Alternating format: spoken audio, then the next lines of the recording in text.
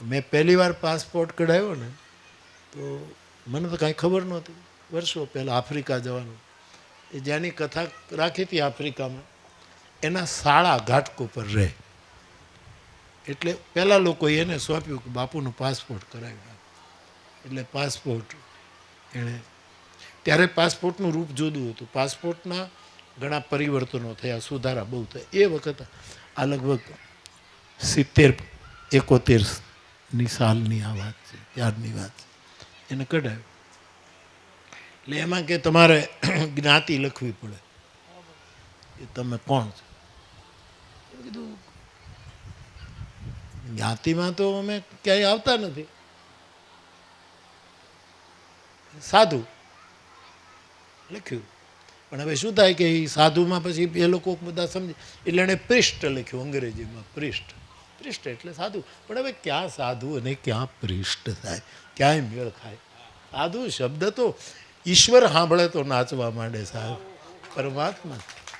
સાધુ શબ્દ કહી શકન સારદ શેષ નારદ સુનત પદ પંકજ ગહે અસદીન બંધ કૃપાલુ અપને ભગત ગુણ નિજ મુખ કહે સિરનાઈ બાર હિ બાર ચરણની બ્રહ્મપુર નારદ ગયે તે ધન્ય તુલસીદાસ આસ વિહાય જે હરિ રંગ રહે.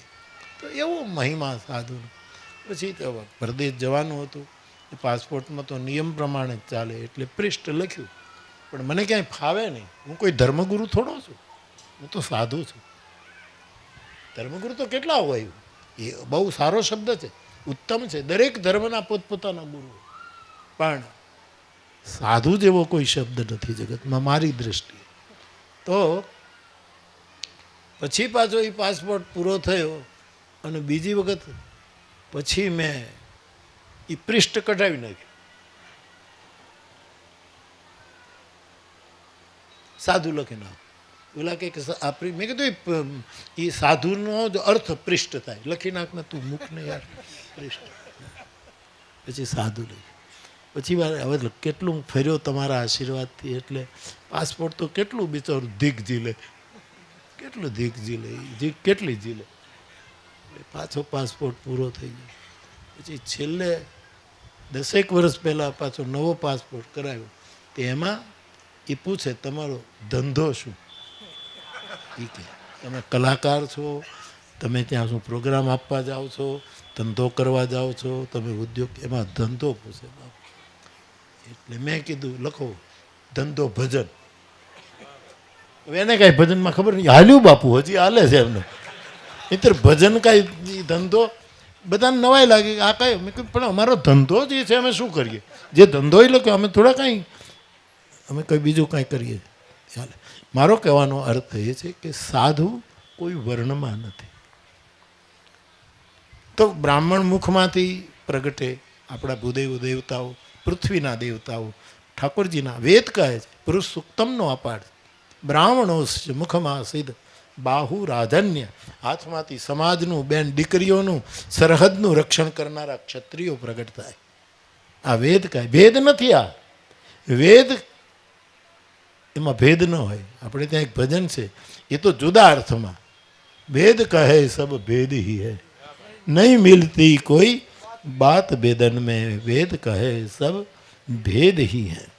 પણ હાથમાંથી ક્ષત્રિયો કે જે સમાજનું, ગામનું રક્ષણ કરે, દેશનું રક્ષણ કરે, અને જે ગાયોને પાળે, ખેતી કરે, વેપાર કરે, બધાનું પોષણ કરે, ભરણ પોષણ કરે, આ બધા વૈશ્યના લક્ષણો છે.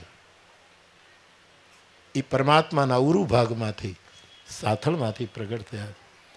અને સાધુ કઠિનમાં કઠિન સેવા ધર્મ કરે છે. આપણા ચરણ એટલા માટે પૂછે છે કે સેવક સમાજ, પરંતુ સાધુ ક્યાંથી પ્રગટ થયા? હવે મારે એને શું કહેવું?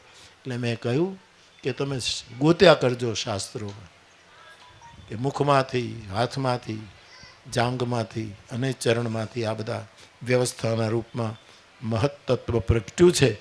સાધુ એ પરમ તત્વના હૃદયમાંથી જન્મ્યો. સાધુનું પ્રાગટ્ય ઈશ્વરના હૃદયમાંથી.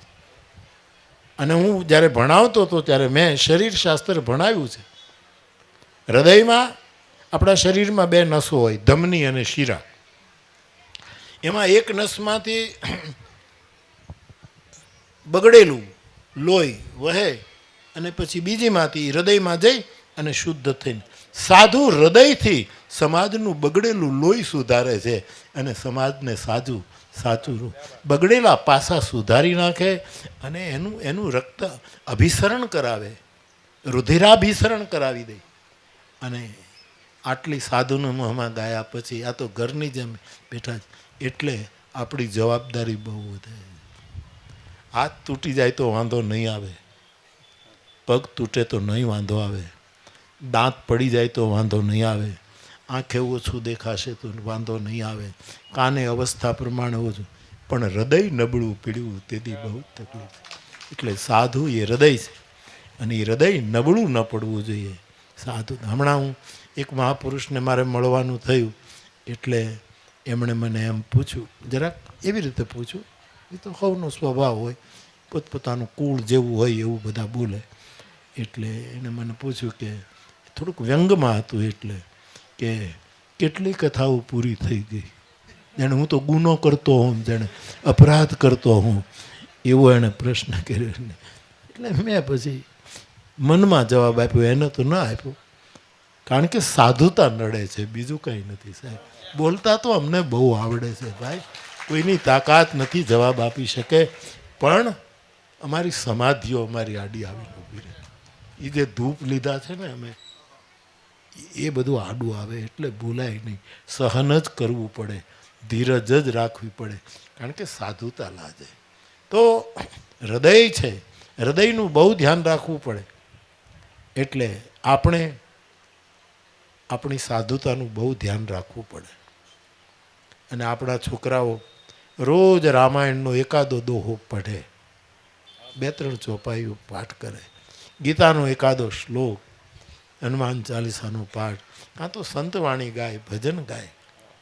હું હંમેશા કયા કરું કે માણસ ગમે તેટલો મોટો કલાકાર થાય, પણ ચારણના મુખમાંથી છંદ નીકળે ને એવો એ ન ગાઈ શકે. એને વિશેષ પ્રસાદી માતાજીની મળી, એનો જે લહેકો છે એમ એવું ન થાય.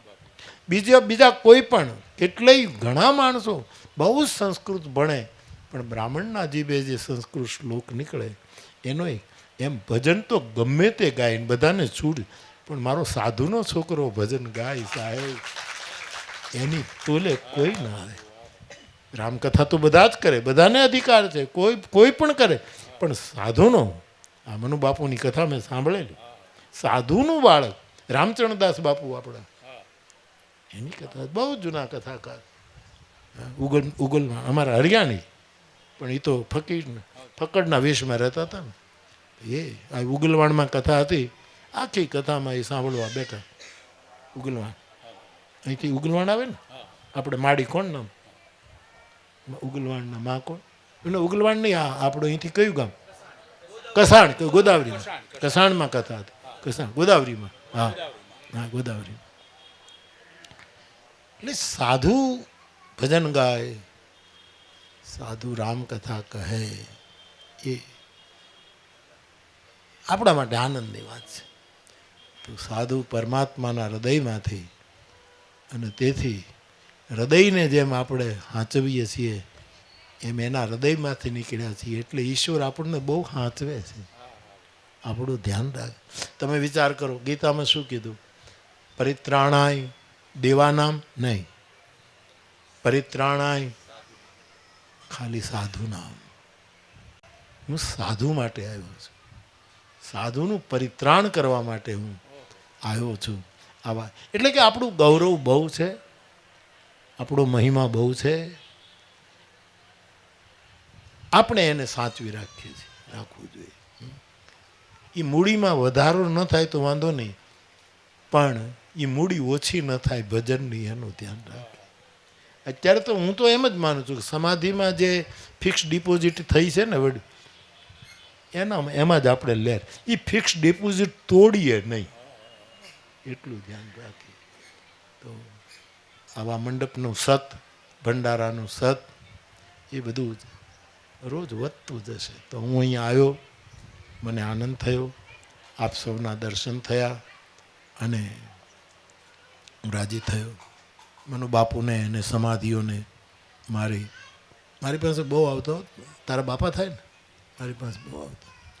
આ એક પ્રોબ્લેમ હોય તો મારી પાસે જ આવે. બાપુ આમ કરો ને, આખો રોટલો નહીં તો મને બટકું મળે એવું તો કરો, આવું કહેતા તારા બાપા.